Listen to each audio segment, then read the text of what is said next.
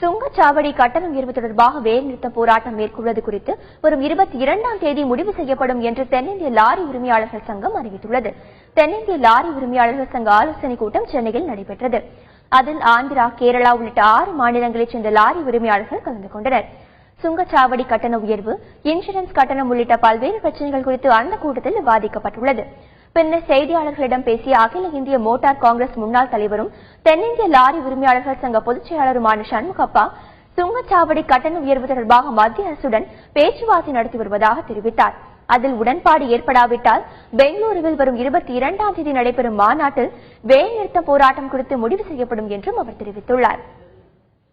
22ஆம் தேதி பெங்களூரில் நடக்கின்ற மாநாட்டில் all India motor transport Congress managing committee கூட்டத்திலே ஒரு கடுமையான முடிவை அறிவிப்பதற்கான தொடக்கம்தான் இந்த கூட்டம்.